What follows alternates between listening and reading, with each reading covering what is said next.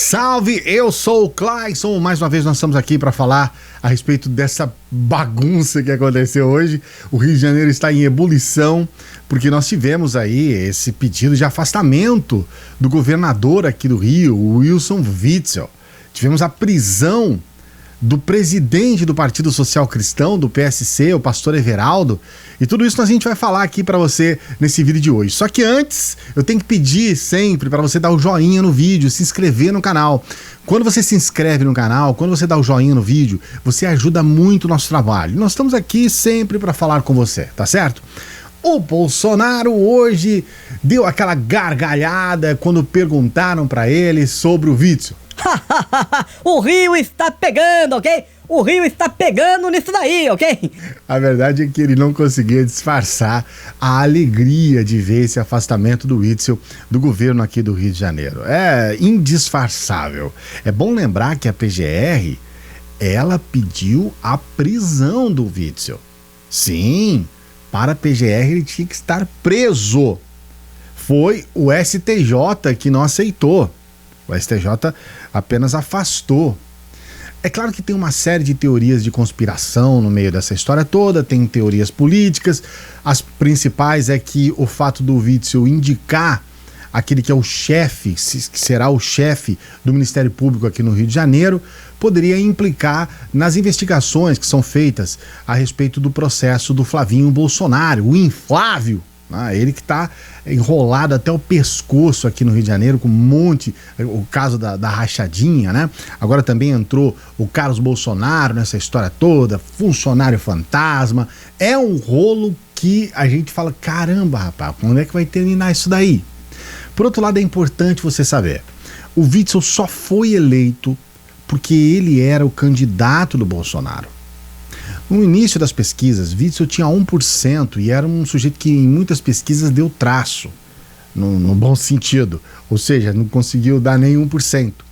Só que quando ele começou a se associar diretamente com os Bolsonaro, mais especificamente, ele começou a sair com o Flávio em campanha, tiveram santinhos juntos, tiveram uma série de ações que eles fizeram em alguns bairros aqui do próprio Rio de Janeiro juntos e tudo mais.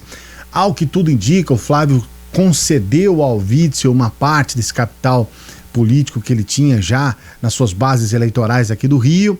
Então, por incrível que pareça, hoje eles estão nesse embate político, mas o Witzel é um presente do Bolsonaro para o Rio de Janeiro. E mais uma vez o povo aqui do Rio de Janeiro votou naquela esperança de ver algum alento no meio de tantos problemas. É uma coisa assim assustadora os problemas com os governadores aqui do Rio de Janeiro.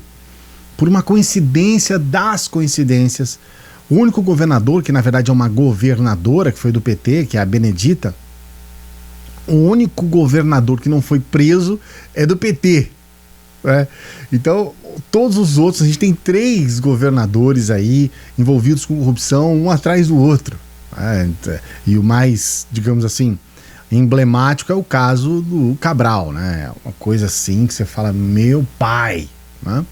Então, realmente, as pessoas tinham uma esperança. Só que aí vai mais uma vez esse grande problema de votar em quem não conhece, de ir na onda, de aceitar determinadas jogadas políticas, armações políticas e achar que realmente isso vai resolver o problema. Aqui no Rio de Janeiro não só não resolveu o problema, como criou um problema ainda maior.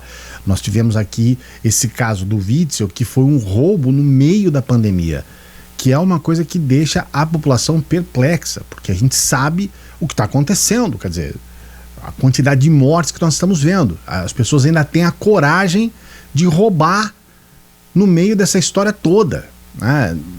Dessa loucura toda. Então realmente são essas coisas que fazem com que a gente repense muito o que é que a gente realmente tem que, sabe, tratar quando a gente está falando de eleição, quando a gente está falando de apoio político, quando nós estamos falando da vida política brasileira. A gente precisa ver realmente como que as coisas realmente acontecem do ponto de vista mais objetivo. É claro que cada eleição que passa, e aí eu não sei como que estão as coisas aí na sua cidade, mas aqui no Rio de Janeiro, por exemplo, o Crivella já está em primeira. O Crivella, cara, o Crivella tá em primeiro. E eu não sei aí na sua cidade, mas a gente vai sempre chegar naquele ponto que a gente acaba tendo que escolher o melhor entre os piores, não é assim? Sei como é, depois você escreve aqui no comentário.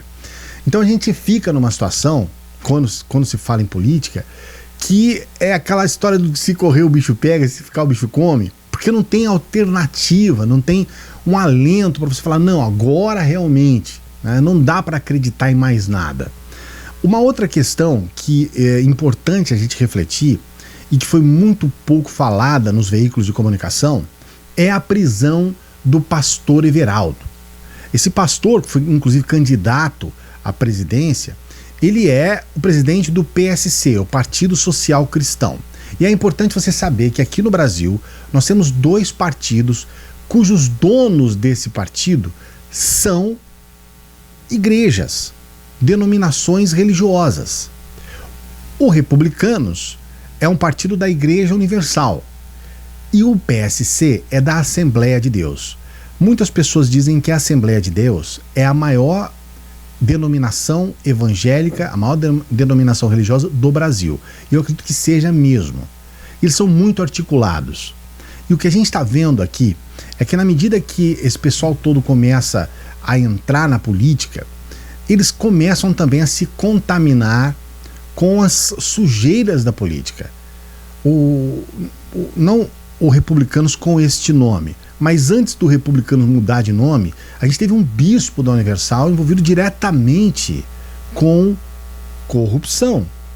E a gente percebe que, num dado momento, se realmente for feita uma investigação na atuação dessas denominações religiosas, muita coisa pode acontecer.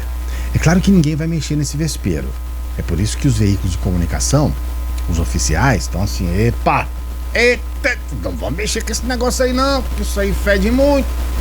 E por outro lado, a gente tem um contingente, um número gigantesco de pessoas que estão diretamente ligadas às questões religiosas. Aqui no Brasil, nós temos uma atuação, vamos dizer assim, mais direta da igreja na política. Não se trata apenas de um apoio formal ou um apoio qualquer. Aqui nós temos atuação político-partidária. Né? Como eu disse para vocês, eles têm um partido deles. E nós ainda não soubemos, até esse momento, a gente ainda não sabe como lidar com isso.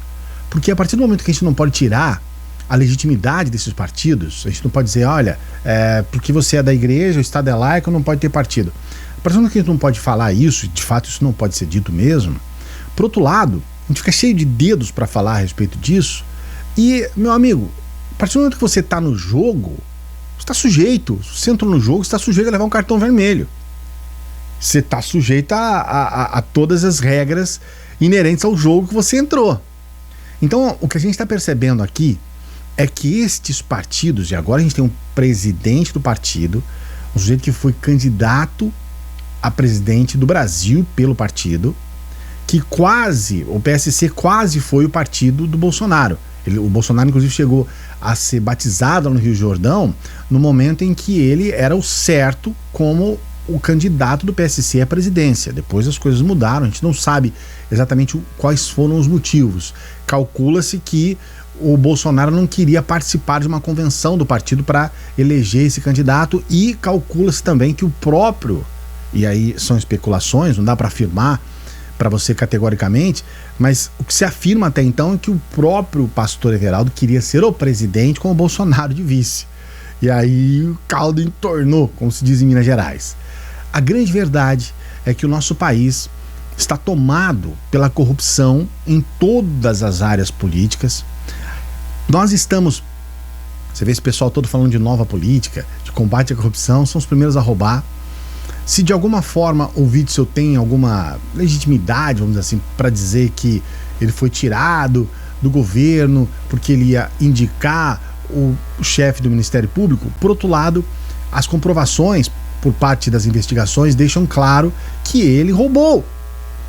A esposa dele indiretamente pegou o dinheiro público e isso caiu na conta dele. Aí ele tá lá, mas caiu na sua conta, Witzel. Pô, claro, eu sou casado com ela. É meio cara de pau, é meio canalice isso. É canalhão. Então é importante a gente ter essas questões todas em mente.